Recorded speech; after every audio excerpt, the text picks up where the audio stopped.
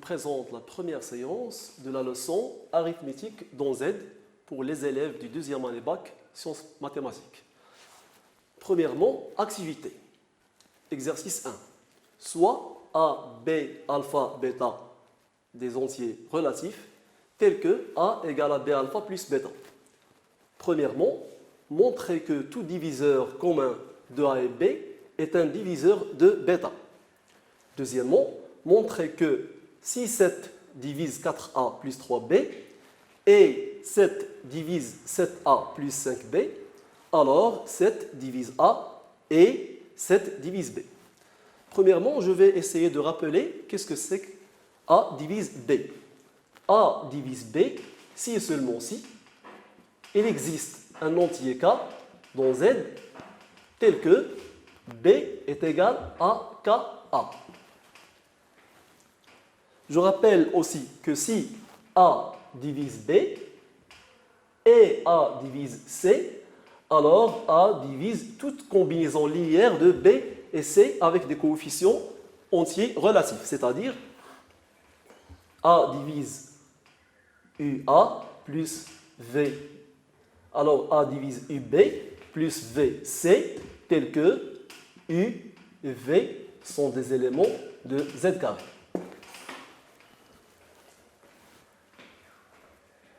Pour la première question, montrer que tout diviseur commun de A et B est un diviseur de bêta. Donc soit D, un diviseur commun de A et B.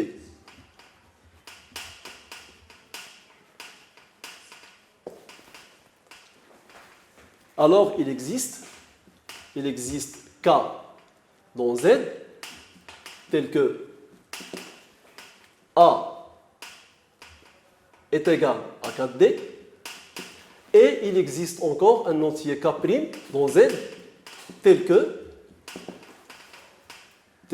B est égal à K'D. On substitue dans l'expression A est égal à B alpha plus bêta, puis on obtient KD est égal à K'D alpha plus bêta. Donc, bêta est égal à KD moins K'D alpha, qui est égal encore, en factorisant par D, à D facteur à K moins K' alpha. D'où D divise bêta. Voilà, on a répondu à la première question. On passe à la seconde. Montrer que si 7 divise 4A plus 3B et 7 divise 7A plus 5B, alors 7 divise A et 7 divise B. Pour cela, on va essayer de trouver une combinaison linéaire pour se débarrasser de B et puis après pour se débarrasser de A. Ici, on a 3B et 5B. Je vais multiplier par 5, je vais multiplier par 3, puis je fais une soustraction. 7 divise 4A plus 3B et 7 divise 7A plus 5B. On a alors 7 divise, si on multiplie par 5, 20A plus 5 fois 3, ça fait 15B. Et 7 divise, ici je multiplie par 3. 3 fois 7, ça fait 21. 21A plus 3 fois 5, c'est 15. D'où 7 divise 20A plus 15B moins 21A plus 15B. Ou bien plutôt l'inverse. 7 divise 21A plus 15B moins 20A plus 15B. Et on va trouver directement A. 7 divise 21A plus 15B moins 20A plus 15B.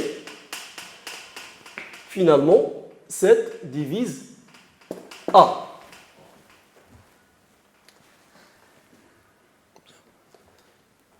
Je passe à la seconde.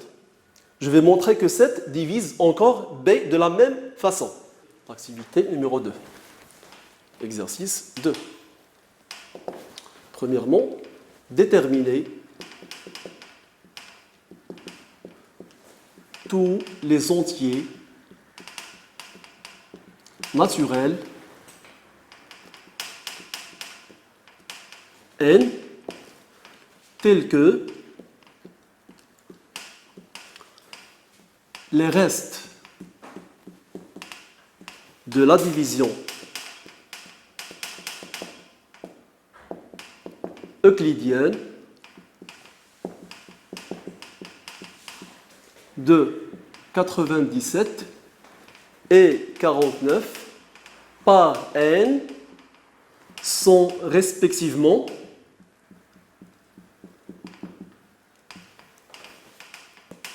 sont respectivement 7 et 4. Deuxièmement, montrer que pour toute n dont n, 3 divise n, facteur n plus 1, facteur n plus 2.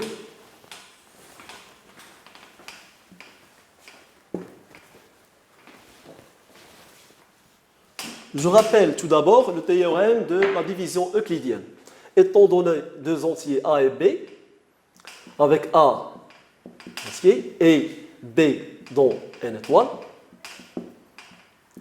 il existe un unique couple Q un quotient et R un reste dont Z croît n tel que deux conditions ici, c'est que B est égal QA plus R et R est compris entre 0 et strictement inférieur à A, c'est-à-dire inférieur ou égal à A moins 1.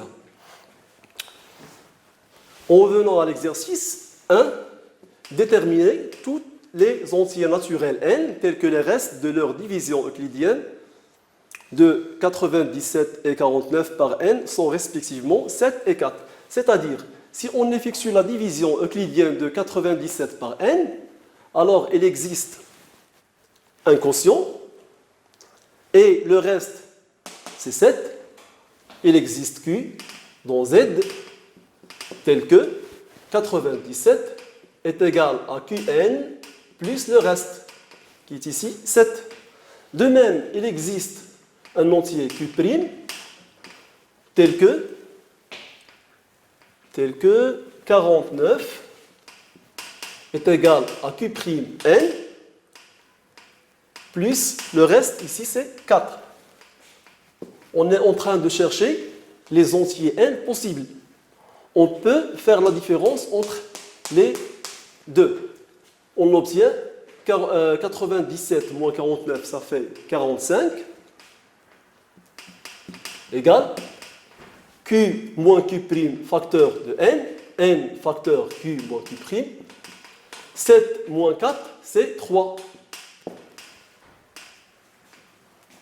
D'où, ici je pense que 97 moins 49, c'est 48. Pardon, c'est 48.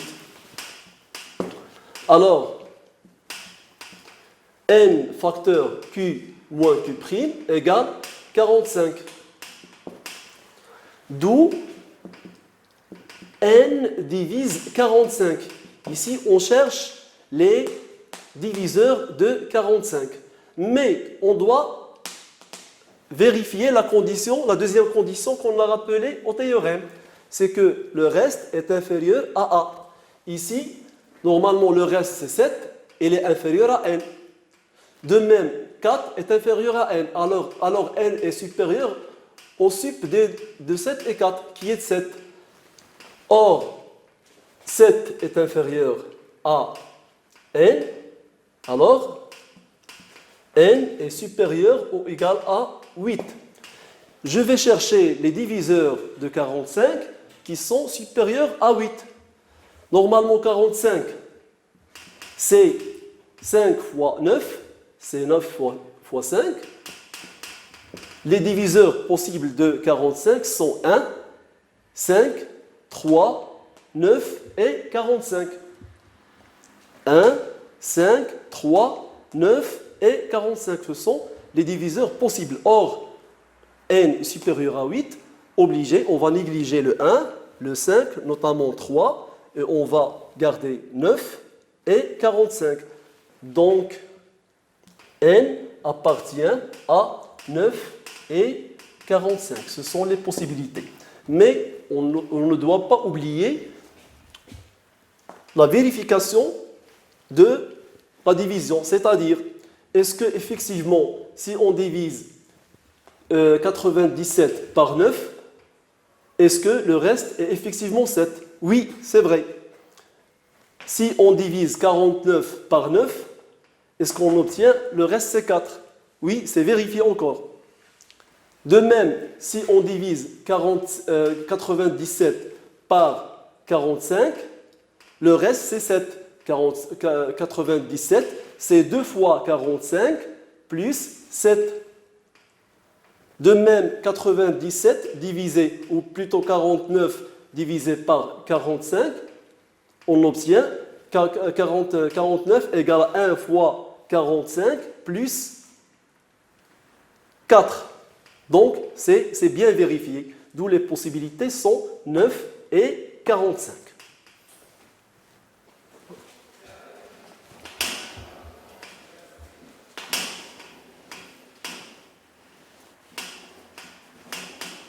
On passe maintenant à la résolution de la deuxième question. Montrer que pour tout n appartenant à n, 3 divise n facteur n plus 1 facteur de n plus 2. Ici, on va utiliser un raisonnement par disjonction des cas, mais en se basant sur la division euclidienne de n par 3. Alors, en effectuant la division euclidienne de n par 3, on obtient n est égal à 3q plus r avec r est inférieur à 3 strictement et il est positif, c'est-à-dire r appartient à l'ensemble 0, 1, 2. Les restes possibles sont exactement soit 0, soit 1, soit 2. La disjonction de cas, c'est qu'on va prendre dans le premier cas r égale à 0. Premier cas, si r est égal à 0. Alors, on obtient n est égal à 3q. En substituant dans l'expression n facteur n plus 1 facteur n plus 2, on obtient n facteur n plus 1 facteur n plus 2 égale à 3q facteur 3q plus 1 facteur 3q plus 2. L'essentiel ici, c'est qu'on a obtenu un 3 ailleurs, c'est-à-dire que 3 facteur AQ facteur 3Q plus 1 facteur 3Q plus 2, c'est un entier K, c'est un entier K qui appartient à Z, l'essentiel. Il est dans N, mais l'essentiel c'est dans Z. D'où 3 divise n facteur n plus 1 facteur de n plus 2 dans le premier cas. De même, on va traiter les deux autres cas. Deuxième cas.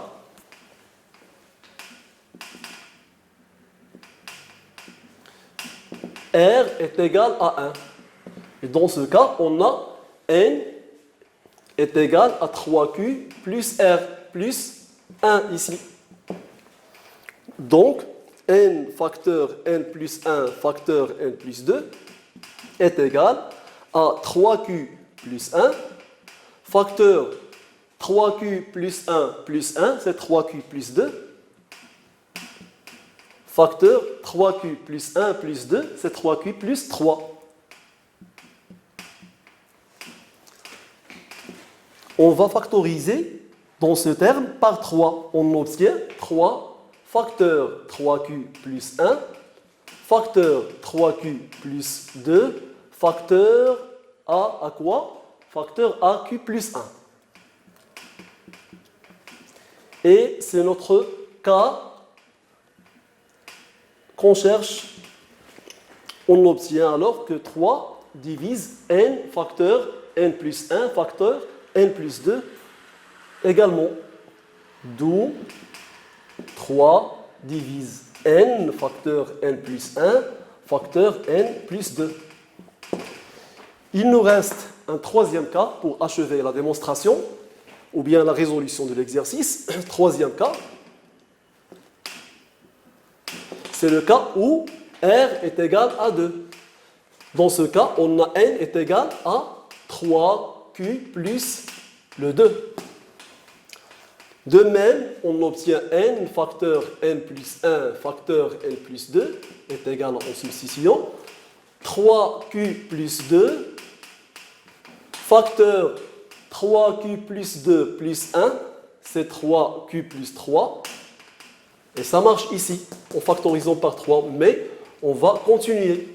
Facteur 3q plus 2, c'est 3q plus 4. On factorise 3 dans ce terme ici. On obtient 3 facteur 3q plus 2, facteur q plus 1, facteur 3q plus 4. Donc, 3 divise n facteur n plus 1 facteur n plus 2. Conclusion, dans les trois cas, on a obtenu 3 divise n facteur n plus 1 facteur n plus 2. La conclusion, c'est que finalement, 3 divise n facteur n plus 1 facteur n plus 2, quel que soit n appartenant à n. Et c'est fini. Alors, on passe à l'activité 3.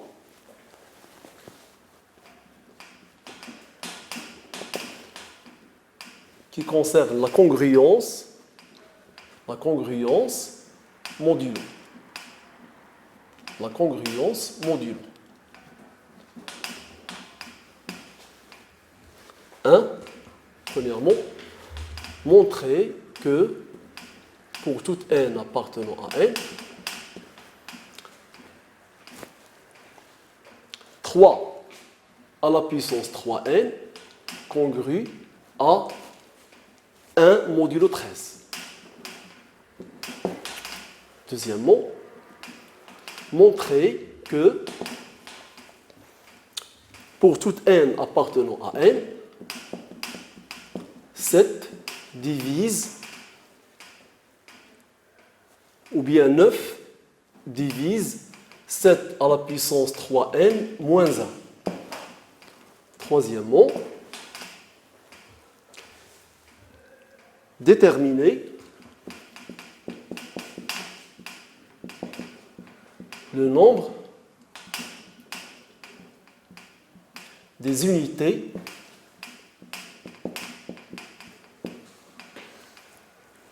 de 3 à la puissance 26. Au départ, je vais rappeler qu'est-ce que c'est que la congruence modulo, une définition, et les propriétés essentielles. Donc, un rappel, on dit que A est congru à B modulo n, et on écrit cette écriture A congru à B modulo n, avec n un entier naturel non nul, et A, B sont des entiers relatifs, si et seulement si n divise leur différence.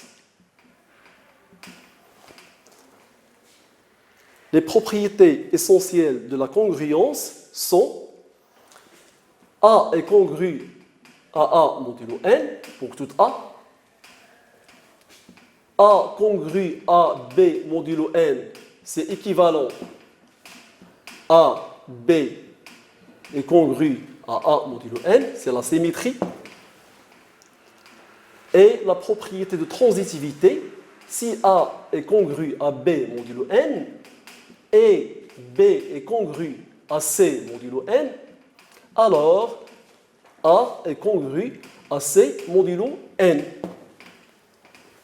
D'autres propriétés, quel que soit P un entier naturel, A à la puissance P est congru à B à la puissance P modulo N, avec A congru à B.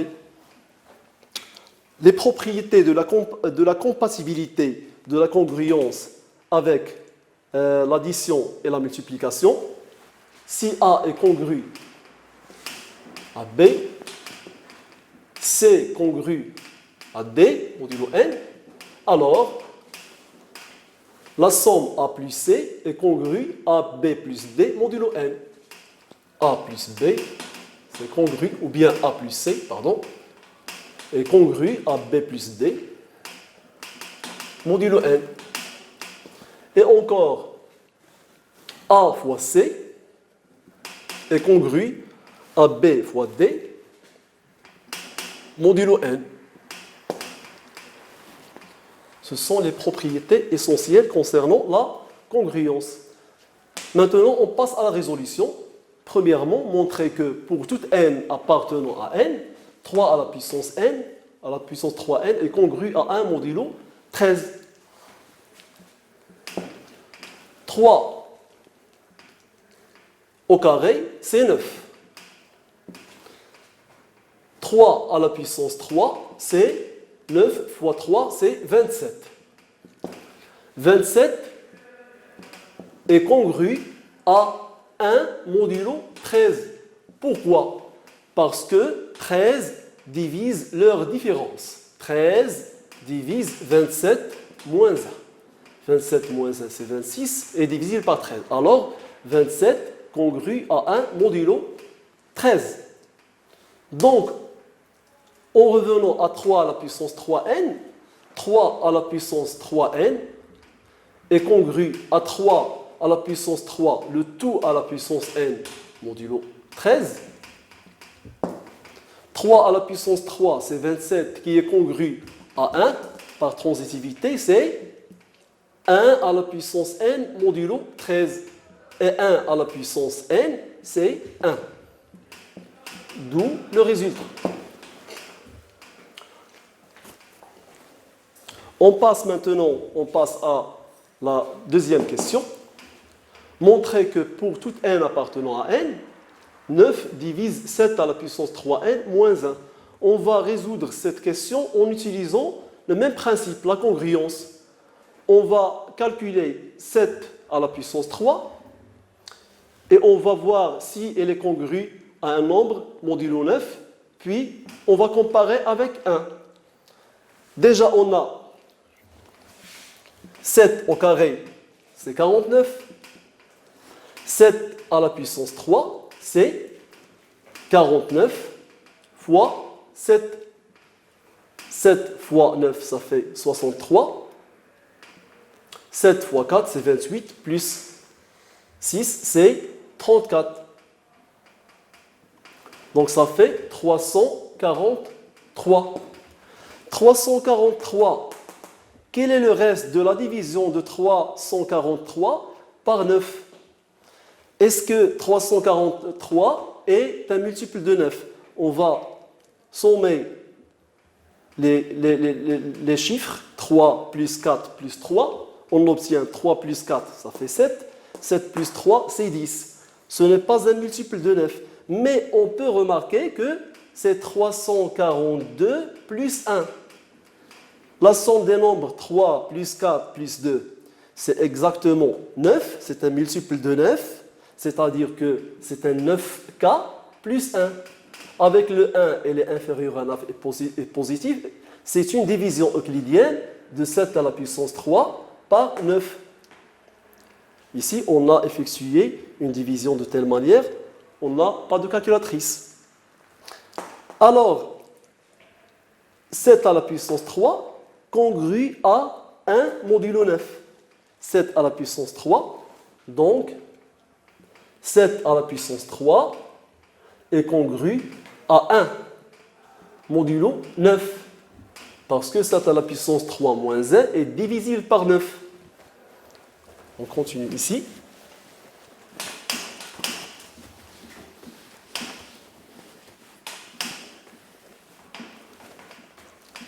« 7 à la puissance 3, le tout à la puissance n, est congru à 1 à la puissance n modulo 9. D'où 7 à la puissance 3n est congru à 1 modulo 9. Donc, 9 divise la différence 7 à la puissance 3n moins 1 par définition de la congruence modulo 9.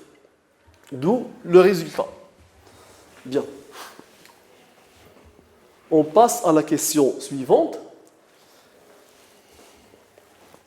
Déterminer le nombre des unités du nombre 3 à la puissance 26. Déterminer le nombre des unités, je rappelle la question 3, déterminer le nombre des unités du nombre 3 à la puissance 26.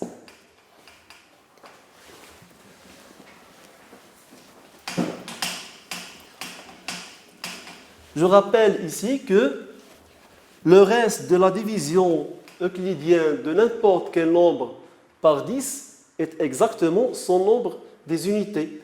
Par exemple, 439 est égal à 43 fois 10 plus 9. Toujours le nombre des unités représente le reste de la division euclidienne du nombre par 10. Ici, si on veut chercher le reste de la division euclidienne du nombre 3 à la puissance 26 par 10, on va utiliser la congruence modulo 10. De la même manière que précédemment, on va essayer de trouver les puissances successives de 3 jusqu'à trouver, par exemple, 1 ou moins 1. C'est préférable.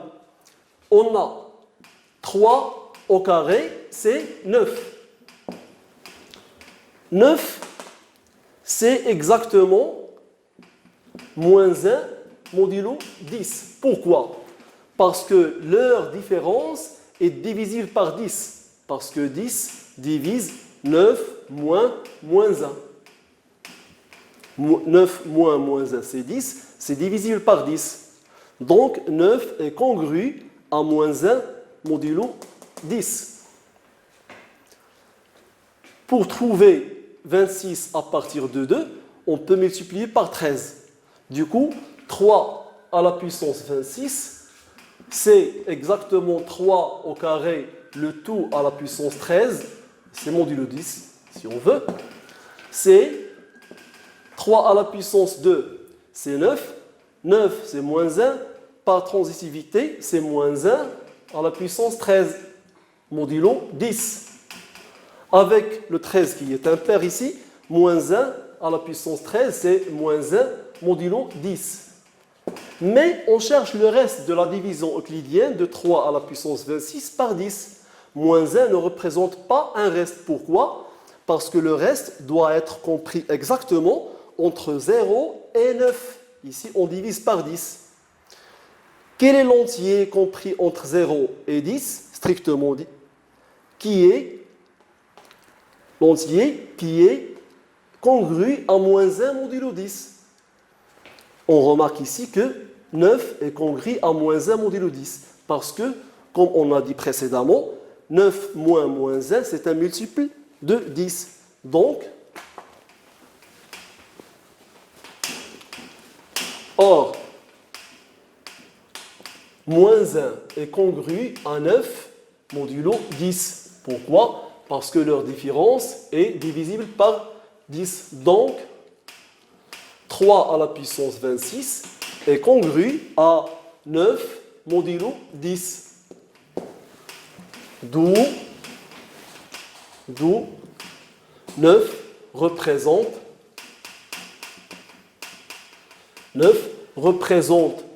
le reste de la division euclidienne de 3 à la puissance 26 par 10. C'est encore le chiffre des unités de 3 à la puissance 26. Représente le chiffre des unités